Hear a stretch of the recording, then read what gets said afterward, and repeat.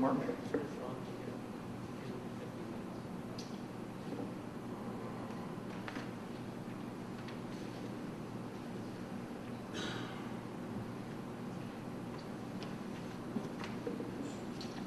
Child abuse. Any adult who strikes a child for any reason should have their hands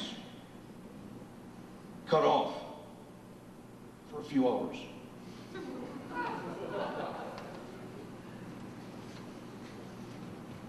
Oh, we all remember Proposition 187, I hope. After Proposition 187 and liberty, and I borrowed a quote from Claribel Alegria, which is, I look backward toward the beginning. Driving north toward home tonight between Tijuana and San Diego, I watch a young girl standing alone in our rear view mirror. The wind is beginning.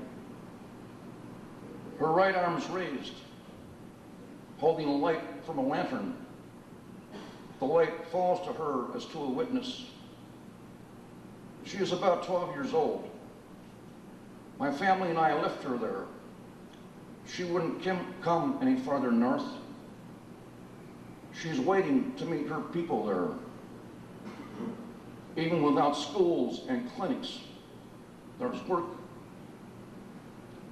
A witness to our weather, its walls, its old walls.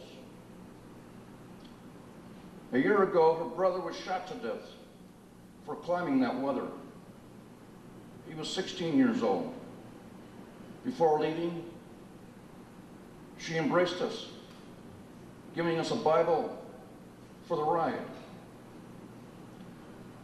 I told her how to reach us up north and handed her the wool Mexican blanket we had bought that morning for the wet Pacific wind.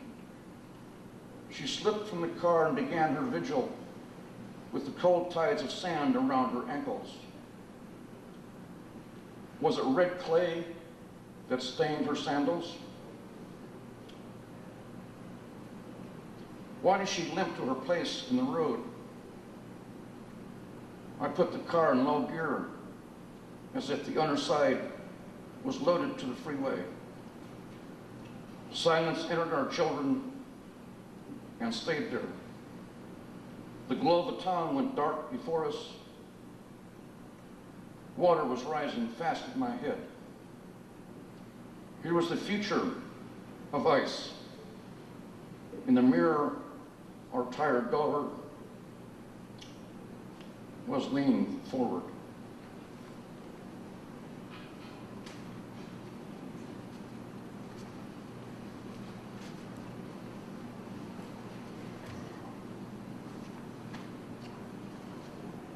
Why I'm in Sonoma County, California, for Delia Moon.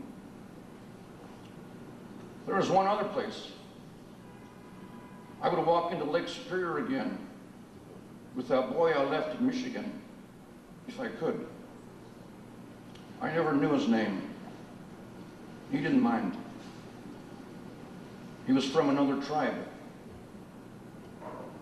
He loved the great dark lake and the dark opening like sleep.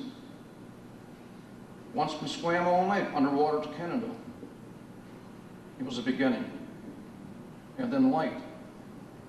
It was morning in a garden, and the grass was breathing deep on the hills. All the sun was unfolding in the leaves before us. We lived in a house made of water. There was always earth enough. It was all opening, and the first trees were still kneeling beside the great lake. This is why I live up here above the city with a river in Petaluma, California.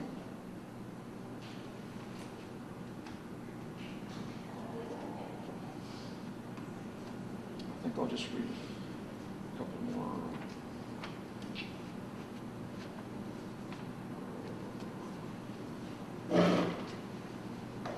read something about Muriel Ruggles.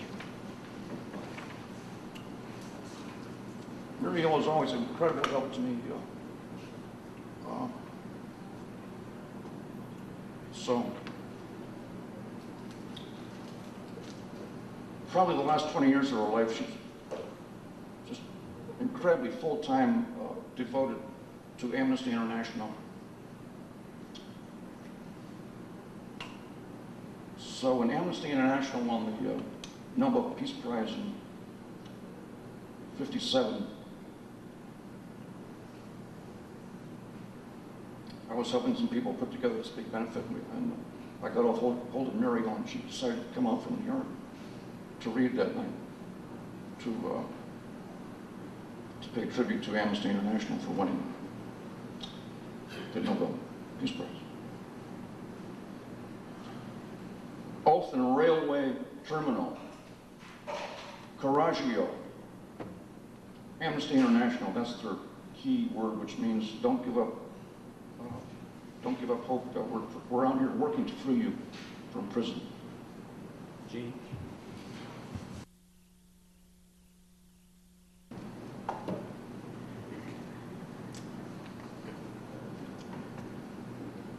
Oath in a railway terminal for Muriel Ruggles, 1913, 1980.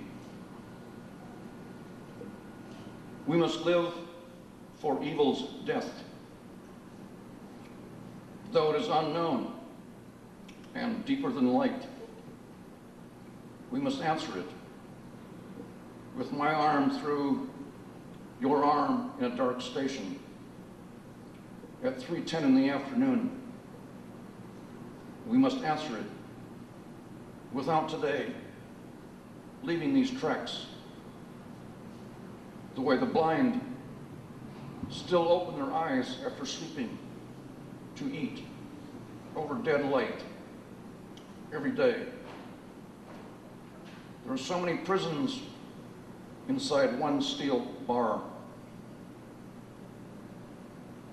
We must go back a long time in the river, closing all books, all stones. A black man wipes the glass as we near the door.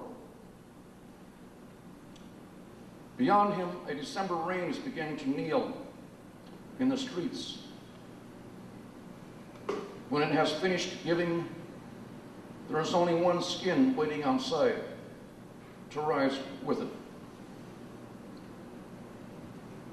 Old woman poet, give me to that luggage you have hauled from those gates in the east all of your life. I think this luggage may be made from those gates. Another woman is waiting inside a car to carry it. A young woman beginning to unfold a map without roads into song. Tonight, with your words, we celebrate the prize of her people who rescued the innocent. At 3:10 in the afternoon, as we enter this rain and the age of the hostage, my breath falls on the drum of your heart. The three of us shall live for evil's death. San Francisco, 1977.